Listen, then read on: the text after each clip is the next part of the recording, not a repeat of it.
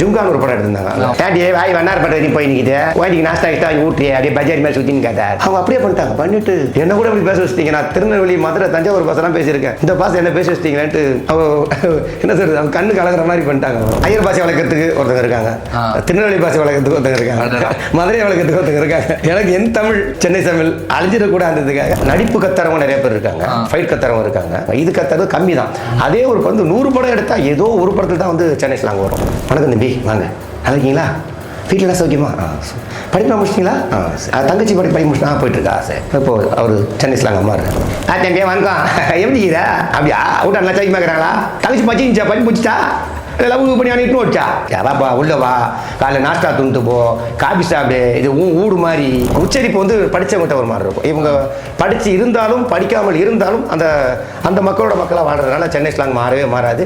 ஸ்டைலிஷாகவும் பேச முடியாது. வட சென்னையில் அந்த வார்த்தைகள் இல்லாமல் மற்ற வார்த்தையெல்லாம் நல்லா இருக்கும். பீப் சவுண்டு போடுற மாதிரி நிறைய பேசியிருப்பாங்க. அந்த கதாநாயகன் பேசல, அந்த வாழ்ந்த அன்புன்ற ஒருத்தர் பேசியிருப்பாங்க.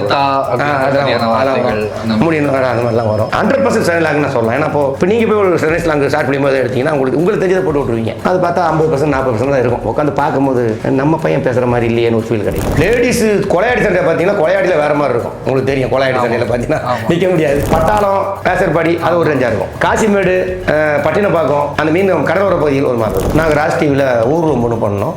அப்போ தான் சந்தானம் சார் அதில் என்ட்ரி, காதல் சுகுமார் சார் இதில் என்ட்ரி, 100 எபிசோடு பண்ணோம். ஓரளவுக்கு தெரிஞ்சது. நீங்களுமே காசுலாம் அப்போ யாரும் காசு கிடையாது. காதல் சுகுமாருக்கு மட்டும் 750 ரூபா கொடுப்பாங்க. ராஜ் டிவியில் சரியாக தெரியல. இது லொல்லு சபா விஜய் டிவினால வேற அளவுக்கு எவி உள்ள போகிறதெல்லாம் ரொம்ப ரொம்ப ரொம்ப கஷ்டம். நான் அப்படி தத்த கப்பத்தன உள்ள போயிட்டு அப்படியே பார்த்துட்டு என்ன படம் நடக்குது, என்ன பண்ணுறாங்க, ஏது பண்ணுறாங்க, நம்ம என்ன பண்ணலாம். Senthil sir, Goundamani sir, Ajith sir. நான் பாட்டுக்கு யாரையும் கேட்கல. கோட்டை எடுத்தாங்க நின்றுடுவாங்க. நான் பாட்டுக்கு உள்ள போயிட்டு கவுண்டமணி சார் பின்னாடி நின்றுட்டேன்.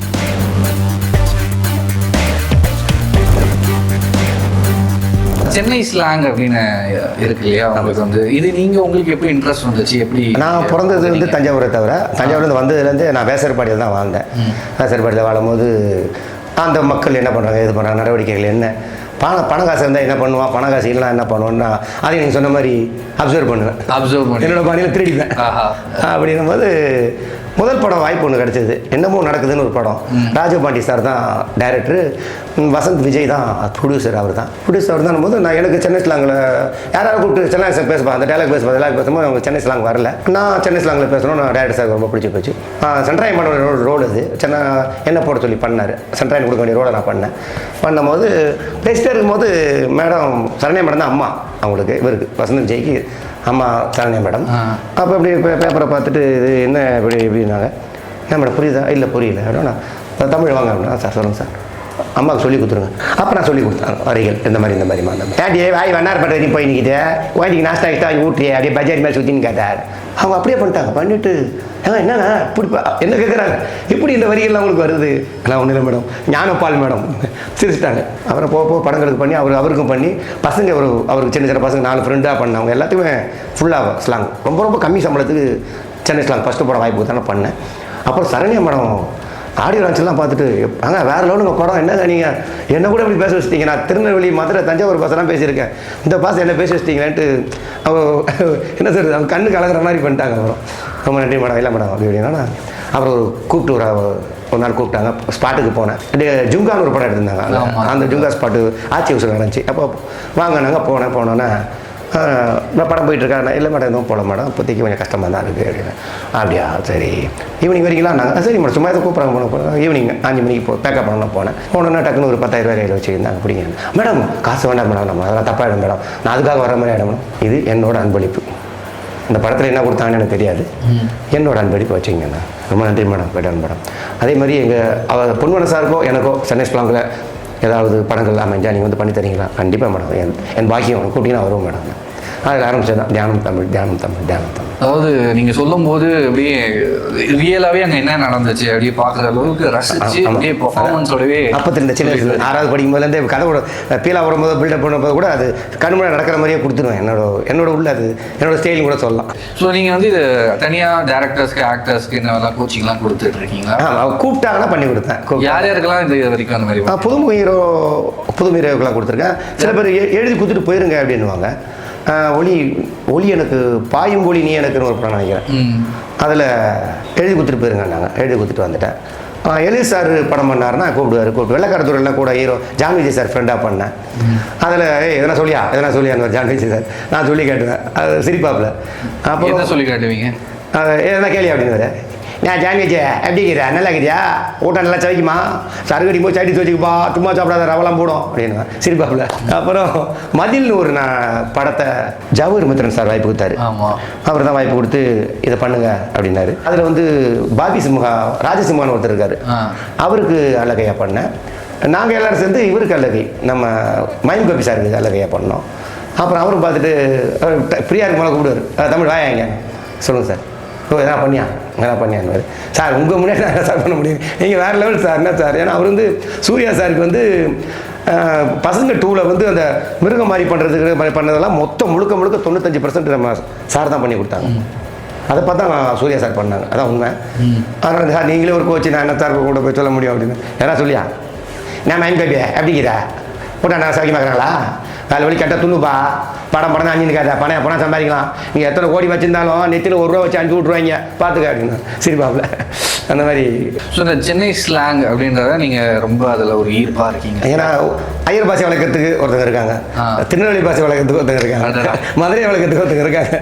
எனக்கு என் தமிழ் என்னால் முடிஞ்ச சென்னை தமிழ் அழிஞ்சிடக்கூடாதுன்றதுக்காக நான் என்னால் முடிஞ்சது இருக்கிறது அள்ளி கொடுத்தாலும் வாங்கிட்டு சொல்லி கொடுத்துருவேன், கிள்ளி கொடுத்தாலும் வாங்கி கொடுத்துட்டு சொல்லி கொடுத்துருவேன். என்னோட சென்னை தமிழ் அப்படி வரணுன்றதுக்காக. இவங்க இல்லாமல் பெரிய ஆர்டிஸ்ட் இவங்களுக்குலாம் பண்ணியிருக்கேன் அப்படின்னு சொன்னால் யார் யாருக்கு பண்ணியிருக்கீங்க?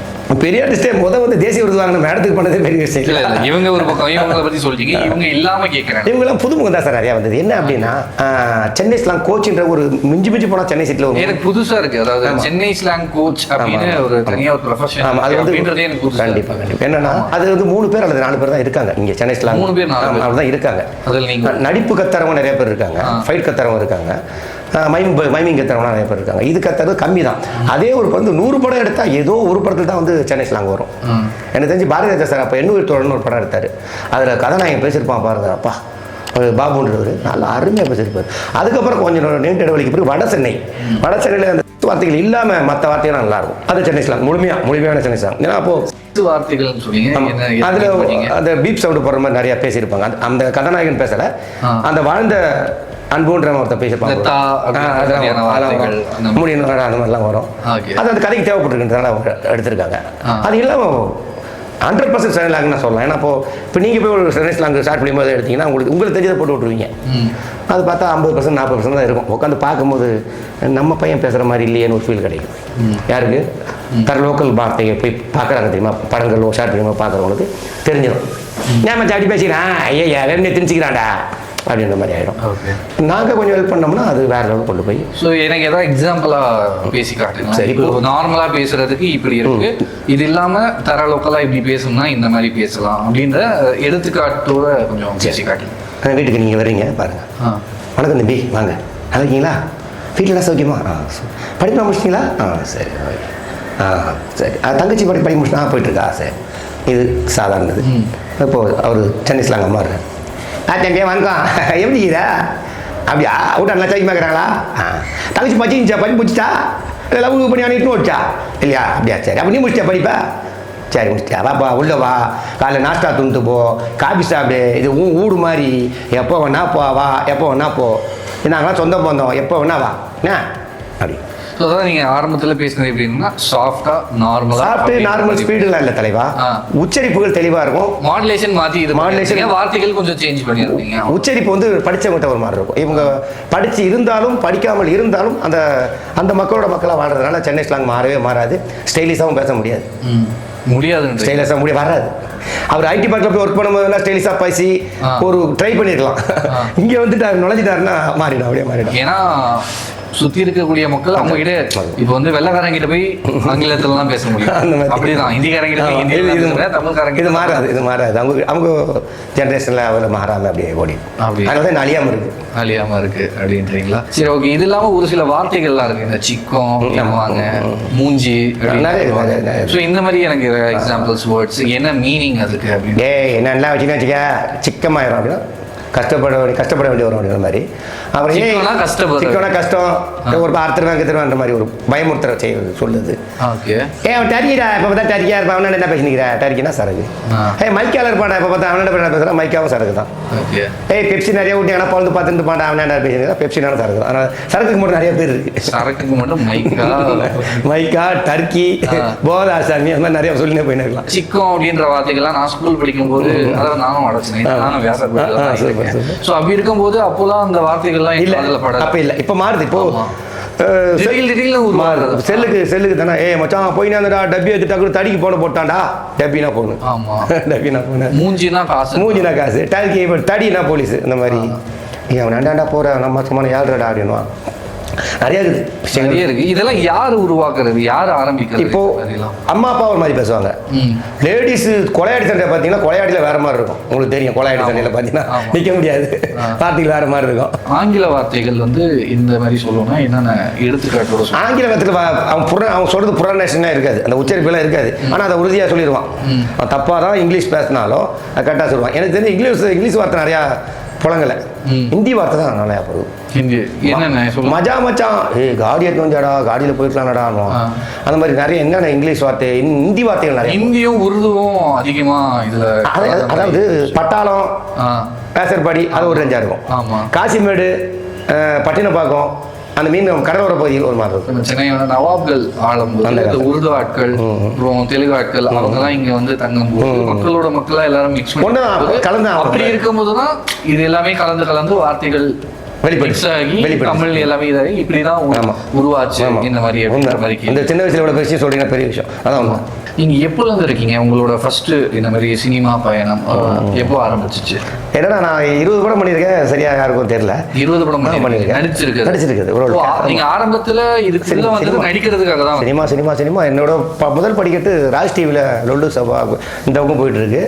எங்களை பார்த்து அவங்க ஆரம்பிச்சு நாங்கள் ராஜ் டிவியில் ஊர்வலம் ஒன்று பண்ணோம். அப்போதான் சந்தானம் சார் அதில் என்ட்ரி, காதல் சுகுமார் சார் இதில் என்ட்ரி, 100 எபிசோடு பண்ணோம்.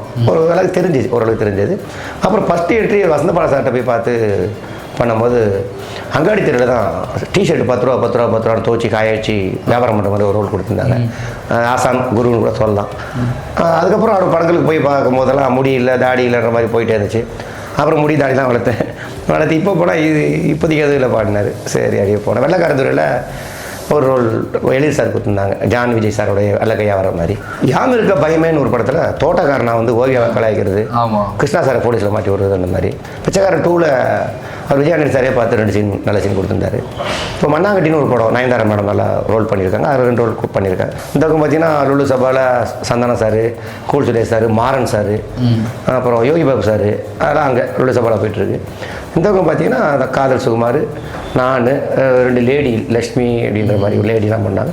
ஒரு 100 கலைஞர்கள் வந்து காசு 10 காசு வாங்காமல் வந்து நடிச்சு கொடுத்துட்டு போவாங்க. வாரம் வேலைக்கிழமை ஒரு நாள் லீவ் போட்டு. நீங்களுமே காசு இல்லாமல்? அப்போ யாரும் காசு கிடையாது. காதல் சுகுமாருக்கு மட்டும் 750 ரூபா கொடுப்பாங்க.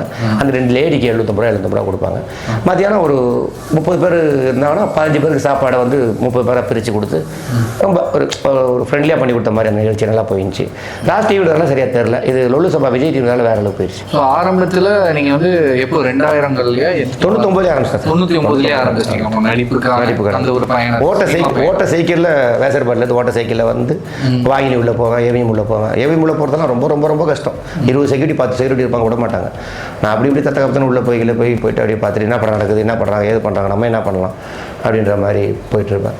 ஒன்றுமே தெரியாது. எடுத்துகிட்டு நேசம் ஒரு படம் எடுத்திருந்தாங்க, Senthil sir, Goundamani sir, Ajith sir. நான் பாட்டுக்கு யாரையும் கேட்கல, கோட்டை எடுத்தாங்க நின்றுவாங்க. நான் பாட்டுக்குள்ளே போயிட்டு கவுண்டமணி சார் பின்னாடி நின்றுட்டு மத்தியானம் சாப்பாடு சாப்பிட்டு நான் பாட்டுக்கு வந்துட்டேன். யார்கிட்ட போய் பார்க்கணும், யாரை மூவ் பண்ணணும், யார்கிட்ட காசு வாங்கணும் கூட தெரியாது.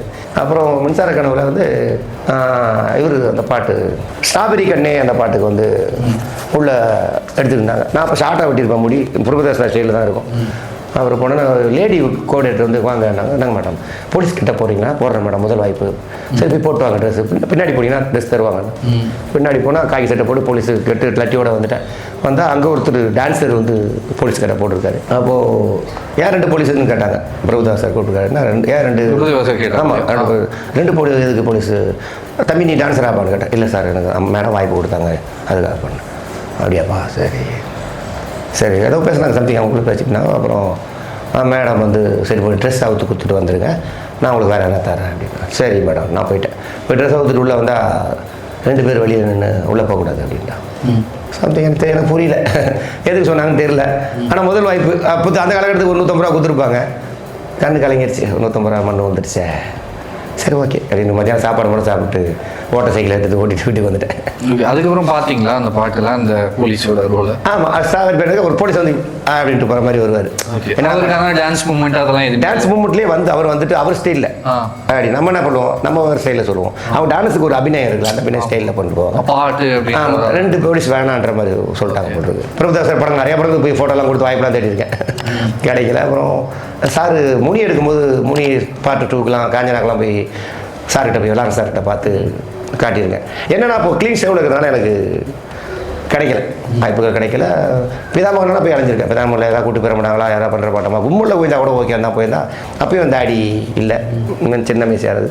அப்புறம் நீண்ட இடைவெளிக்கு பிறகு இதில் பண்ணேன், நாச்சியாரில் பண்ணேன். முடியல, நான் தாடிலாம் வளர்த்து ஒரு ஜெயில் கைதியாக பண்ணேன். அதில் ஒரு 3 நாள் 4 நாள் பண்ணேன். அப்போ ஃபிலிம் அப்படி வந்துட்டு போயிடும். ஜோதியா மேடம் வந்து இவங்களாம் இன்னும் வச்சுட்டு இருக்கீங்க, கத்தரத்தை வளர்த்துட்டு இருக்கீங்க, போய் கோர்ட்டில் போடுங்க அப்படின்ட்டு போயிடுவாங்க. அந்த சீனில் ஜோதியா மேடம் ஒரு சீன் பண்ணேன், நல்லா இருந்தது. அந்த டைமில் எவ்வளோ சம்பளம் உங்களுக்கு? 750 போட்டு கொடுத்தாங்க அன்னைக்கு. வரியா பாடு கேட்டாங்கப்பா, உங்களுக்கு ஒரு ரோல் சொல்லியிருக்காங்க, வரியா? கண்டிப்பாக வரேன் சார். சார் கனவு சார் படத்தில் பண்ணுறதுன்னு. ஒரு ஜெயில் கை மாதிரி வரும்பா, பண்ணலாம் சார், பண்ணிடுறேன் சார். காலைல இங்கே வந்துடுங்க, வந்துடுறேன் சார். என்ன சார் தர முடியும்? 750 ரூபா தரலாம்ப்பா. இல்லை சார், 3 ரூபா 5 ரூபா கூட வாங்கியிருக்கேன் சார். சார் இவ்வளோ தான் பட்ஜெட்டு, இவ்வளோ தான் பண்ண சொன்னாங்க. நீ இல்லைனா அடுத்த ஃபோட்டோ ரெடியாக இருக்குது, இன்னொரு 10 ஃபோட்டோ இருக்குது, அவரை கூப்பிட்டுருவாங்க. சார் ஓகே சார், காலைல வந்துடுறேன் சார். பெட்ரோலுக்கு எதாவது பண்ண முடியுமா? நான் ரெட்டில்ஸ்லேருந்து வரேன் சார். இல்லை, அந்த 750 பெட்ரோலும் போட்டுங்க. சரி ஓகே, முதல் வாய்ப்பு பண்ணுவோம், பாலா சார் மோத பார்ப்போன்ட்டு அந்த படத்துக்கு போய் 3 நாள் 4 நாள் பண்ணேன். இதெல்லாம் ஏஜென்ட் மூலியமாக? இல்லை, ஏஜென்ட் மூலம். இப்போ நான் ஆரம்ப காலத்தில் போயிட்டு நம்ம காசெல்லாம் ஏமாற்றிட்டாங்க, தராமல் போயிட்டாங்க, அதனால் மனசாம வரும், அடிதடி ஆகிடும்ன்றதுனால போனால் கம்பெனி ஆடிஷன் மேனேஜ்மெண்ட்டில் கையெழுத்து போட்டு காசு வர மாதிரி மட்டும்தான் போவேன். வேறு ஏஜென்ட் மூலமாக இது வரையும் இனிமேல் இப்போ போகிறதில்ல, ஒரு 10 வருஷமாக போகிறதில்ல. கடைசியாக நீங்கள் வாங்கின அதிகபட்ச சம்பளம் அப்படின்னு சொல்லி? அதிகபட்ச சம்பளம்னா இதில் வாங்கினேன் நான். ஹீரோன்னு ஒரு படத்தில் ஜவஹர் மித்ரா சார் தான் எடுத்தாங்க. அதில் வந்து ஒரு டேப்லெட் வியாபாரி மாதிரி பண்ணணுங்க. பின்னாடி சிவகார்த்திகேயன் சார், ரோபோ சங்கர் சார் இருப்பார். முடியை கம்பல்சரி வெட்டி ஆகணும், க்ளீன் ஷேவ் பண்ணணும் அப்படின்னாரு. சரி ஓகே, நீங்கள் சொல்ல போகிறேன் சார். வெட்டிட்டு முடி வெட்டி க்ளீன் ஷேவ் பண்ணால் மேனேஜர் லைனுக்கு வந்தாங்க. என்ன வந்துடுறீங்களா? காலைல வந்துடுறேன் சார். மாயாஜால் பக்கத்தில் ஒரு கிட்ட வரும். சரி வந்துடுறேன் சார். எவ்வளோ வாங்கிட்டு இருக்கீங்களா? 10 ரூபா வாங்கிட்டு இருக்கேன் சார். 10 ரூபா கொடுக்க முடியாது, வாங்க பார்த்து வந்தார். போனேன், 1000 ரூபா கையில் கொடுத்து 4 ரூபா அக்கௌண்ட்டில் போட்டார். அதான் மிகப்பெரிய சம்பளம் சொல்லலாம். ஞாபகம் இருக்க பேமெண்ட்டில் 3 நாளைக்கு 10,000 ரூபா போட்டு கொடுத்தாரு மேனேஜர். இப்போ பிச்சைக்காரன் 2ல் வந்து கோஆர்டினேட்டர்கிட்ட பார்த்துட்டு பேசினா, சின்ன பட்ஜெட்டில் பண்ணுறோம், சொந்த படமாக பண்ணுறாருப்பா, பார்த்து வாங்கிக்கணும். என்ன சார் தர முடியும்? 4 ரூபா போட்டு தரேன். 3 நாள் 12,000. ஆனால் பணம் மட்டுமே குறிக்கோள் கிடையாது. நான் போகணும், நாங்கள் இருக்கணும், நாங்கள் தனியாக தெரியணும் அப்படின்றதுக்காக நான் பணத்தை திறமையை காட்டேன். ஆமாம், அதனால் பணத்தை எதிர்பார்க்க மாட்டேன். எங்கள் வீட்டில் போன்றுவாங்க, போங்க போயிடுங்க கூப்பிட்டா நம்மளே ஒரு மனிதனாக மதிச்சு கூப்பிட்றாங்கன்னும் போது போங்க அப்படின்னா.